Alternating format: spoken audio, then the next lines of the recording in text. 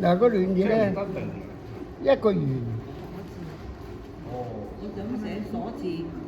嗱個心唔好寫咁大啊！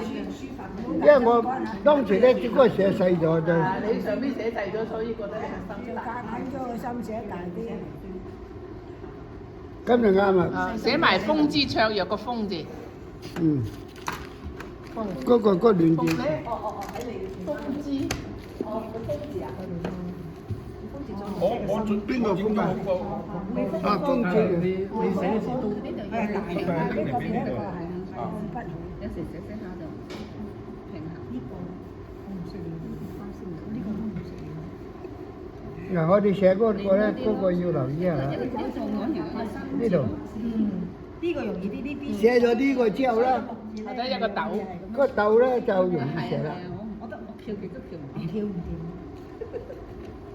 寫埋個厭字。嗯。個厭字咧有兩個方法寫。寫兩個方。唔係一個咧就識，一個就蓋。係啊，佢都兩個都係心筆嘅。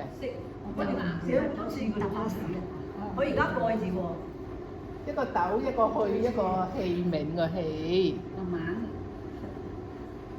呢個厭咧，即係有兩個邊，兩個邊都通用嘅。個識咪呢個都好睇喎，老師。好睇。呢個有時呢個仲好睇過嗰個啊，睇下寫喺邊度啦。啊，兩個都一樣嘅，通用嘅。再繼續寫埋嗰個，寫埋呢個係啦。咁啊，有興趣啊？睇到食咗好多嘢食已經，因為啲金玉在前啊嘛。一個去字，一個器皿個器字，皿字，皿。係一個對住問，一個皿。兩個都好睇啊，老師。有邊個好睇有冇啲？分話嗰個字係用喺點用嘅咧？每一張紙度有兩個呢啲字，你就筆兩個都唔同。就咁啦。兩個字咧，本來都係。你有兩個呢啲字你就唔好寫一樣。哦，唔好寫一樣。哦，即係分開啊。嗱，阿陳生咧，個創字寫得好靚啊！